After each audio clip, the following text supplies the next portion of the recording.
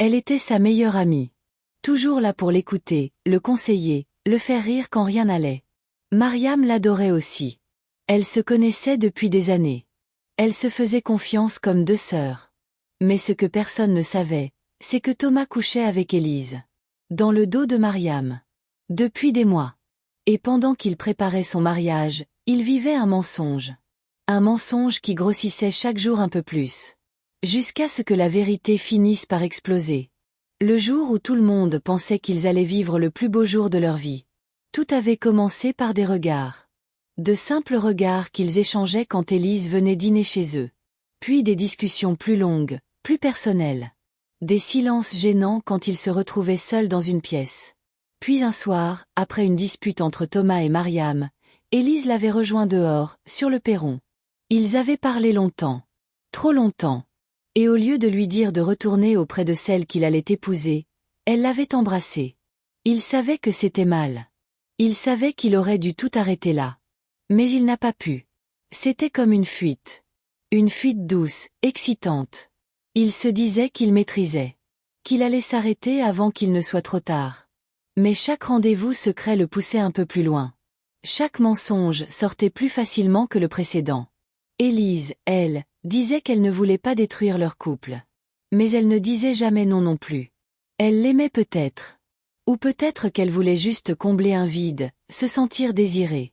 Peut-être qu'elle pensait qu'un jour, Thomas choisirait finalement elle. Mariam, elle, ne se doutait de rien. Elle préparait le mariage avec le sourire. Elle choisissait les fleurs, envoyait les invitations, parlait de leurs projets d'avenir. Elle parlait souvent d'Élise aussi. De combien elle était heureuse de l'avoir à ses côtés dans ce moment important. Elle l'avait même choisi comme témoin. Plus le jour approchait, plus Thomas dormait mal. Il avait l'impression de devenir quelqu'un d'autre. Quelqu'un qu'il détestait. Mais il se taisait. Il espérait que tout ça s'effacerait une fois l'alliance passée. Qu'il pourrait tirer un trait sur l'erreur, sur cette histoire qu'il ne contrôlait plus. Puis la veille du mariage est arrivée. Il pleuvait fort ce soir-là. Il avait reçu un message. On doit parler. C'était Élise. Il l'a rejointe. Encore. Il s'était dit que ce serait la dernière fois. Qu'il lui dirait que tout ça devait s'arrêter. Qu'il allait se marier.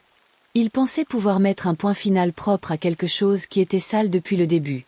Mais ce soir-là, Élise pleurait. Elle lui a dit qu'elle ne supportait plus de vivre dans l'ombre. Qu'elle n'était pas un secret. Qu'elle l'aimait, elle aussi. Et qu'elle ne viendrait pas au mariage. Pas comme ça. Thomas la regardait sans savoir quoi dire. Tout était flou. Il se rendait compte qu'il avait blessé tout le monde. Et que le pire, c'est qu'il continuait de se taire.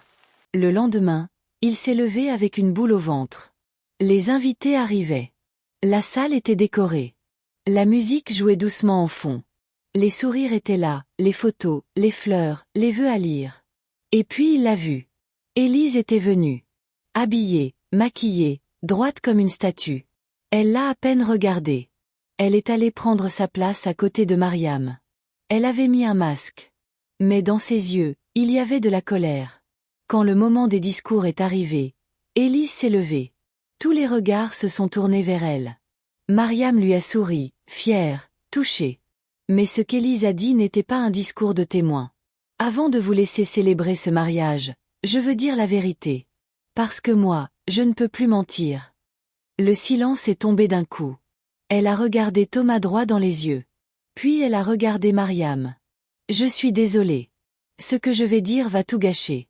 Mais je ne veux pas continuer à faire semblant. Thomas et moi, on a eu une relation. Pendant que vous prépariez ce mariage.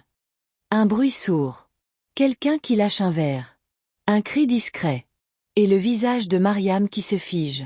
Qui blêmit. Elle n'a rien dit. Elle est restée droite, le regard perdu. Puis elle a tourné les yeux vers Thomas. Il n'a pas su quoi faire. Il a voulu parler, nier, s'expliquer, mais aucun mot n'est sorti. Il a vu la douleur. La trahison. La honte. La cérémonie a été arrêtée. Les invités ont quitté la salle, confus, choqués. Mariam est partie sans un mot, les larmes coulant sur ses joues. Il ne l'a plus jamais revue. Élise, elle, est restée seule un moment, puis elle est partie aussi. Ils ne se sont plus reparlés. Et Thomas, il s'est retrouvé face au vide. Il pensait qu'il pourrait jongler avec les cœurs comme on jongle avec des balles. Mais les cœurs ne rebondissent pas. Ils se brisent. Et parfois, ils ne se réparent jamais. Le silence après le chaos est parfois plus bruyant que le chaos lui-même. Après ce mariage avorté, Thomas s'était enfermé chez lui.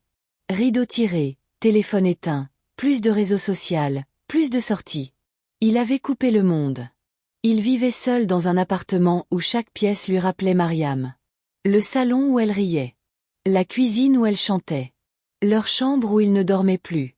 Il avait perdu les deux. Mariam, qu'il disait aimer. Et Élise, qu'il avait pourtant choisi de trahir en ne choisissant personne. Il n'avait plus de nouvelles. Ni de l'une ni de l'autre. Il avait cherché à écrire à Mariam, plusieurs fois. Mais il finissait toujours par effacer ses messages. Que pouvait-il lui dire? Qu'il regrettait. Que c'était une erreur. Elle méritait mieux qu'un aveu tardif. Et Élise. Elle non plus ne répondait plus. Il avait tenté un appel. Elle avait décroché, mais elle n'avait rien dit. Puis elle avait raccroché. Il passait ses journées à rejouer la scène dans sa tête. Le moment où Élise s'était levée. Le regard de Mariam. La sensation que tout s'effondrait d'un coup. Il se demandait ce qui l'avait poussé à croire que personne ne découvrirait rien. Peut-être la lâcheté. Peut-être l'orgueil. Ou simplement la peur de tout perdre. Ironique, puisqu'il avait tout perdu. Les semaines passèrent. Puis les mois. Il reprit le travail. Lentement. En silence. Il croisait des gens qui faisaient comme si de rien n'était. D'autres qui baissaient les yeux. Et ceux qui savaient et qui murmuraient dans son dos. Il supportait tout. Il pensait que c'était le prix à payer. Puis un jour, il croisa Élise. C'était dans un café. Par hasard. Elle était assise seule, avec un livre, un café à moitié froid. Il l'avait reconnue tout de suite. Son cœur avait raté un battement. Il avait hésité à fuir. Mais ses jambes l'avaient porté jusqu'à elle. Elle avait levé les yeux. Il s'était regardé. Longtemps. Tu peux t'asseoir si tu veux, avait-elle dit. Il s'était assis. Silencieux. Les mots n'osaient pas sortir. Je ne sais pas pourquoi je l'ai dit ce jour-là, a-t-elle fini par avouer. Thomas la regardait, surpris. Je croyais que tu voulais qu'on soit ensemble. Elle a secoué la tête. Non. Ce jour-là, je ne voulais pas qu'on soit ensemble. Je voulais juste arrêter d'être invisible. Je me détestais autant que toi, tu sais. Il ne savait pas quoi répondre. Il avait cru qu'elle espérait encore. Qu'elle avait agi par amour. Mais non. C'était juste une bombe lancée par quelqu'un qui n'en pouvait plus de souffrir en silence. Est-ce que tu l'aimes? Demanda-t-il alors. Elle sourit tristement. J'ai cru que je t'aimais. Mais c'était pas vraiment toi. C'était ce que je voulais voir en toi. Tu m'as fait me sentir importante. Désirée. Mais c'était un mirage. Il hocha la tête. Il comprenait. Trop tard, comme toujours. Et Mariam? Demanda-t-elle. Thomas baissa les yeux. Je l'aimais. Vraiment. Mais j'ai tout gâché. Élise le regarda longtemps. Alors il faut la laisser tranquille. C'était une phrase simple. Mais elle résonnait comme un ordre. Il n'avait pas à chercher le pardon.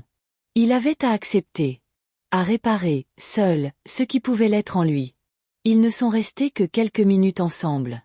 Puis elle s'est levée, a pris son sac, et lui a souri. Prends soin de toi, Thomas. Elle est sortie. Et cette fois, il n'a pas couru après elle.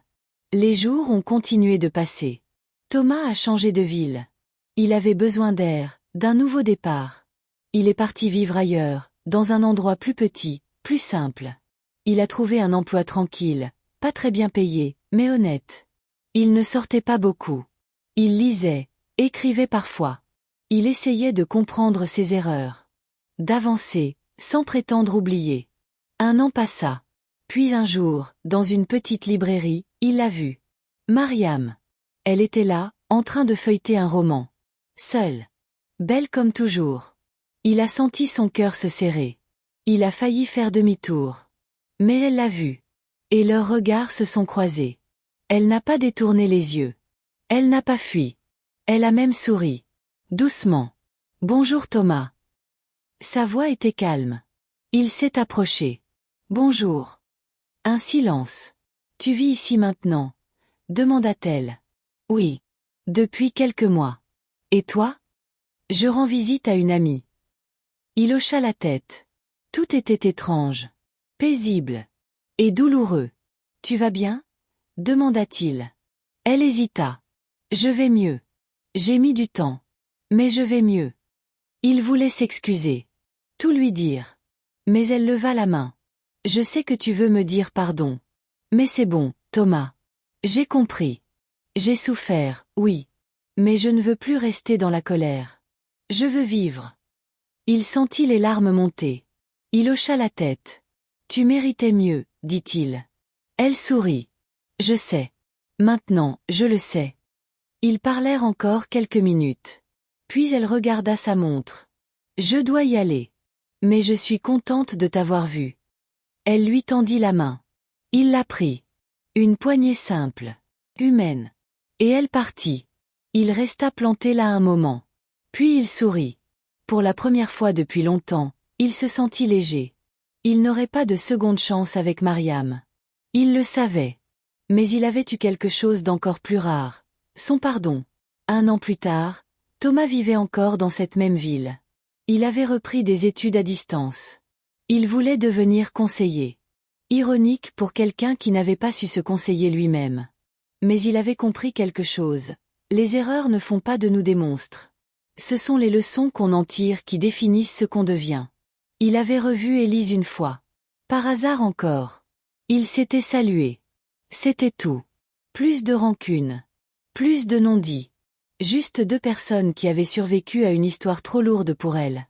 Et Mariam, il ne l'avait jamais revue. Mais un jour, il avait reçu une lettre.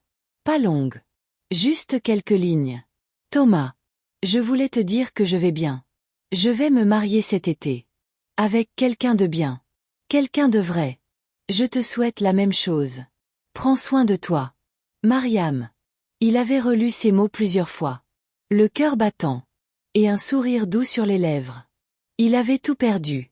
Mais dans cette chute, il avait gagné quelque chose que peu de gens trouvent, la vérité sur lui-même. Il n'était plus le même homme. Il ne voulait plus jamais trahir, ni mentir, ni fuir. Il voulait vivre autrement. Et peut-être, un jour, aimer autrement. Pas dans le mensonge. Pas dans la peur. Mais dans la lumière. Et cette fois, il saurait comment ne pas tout gâcher.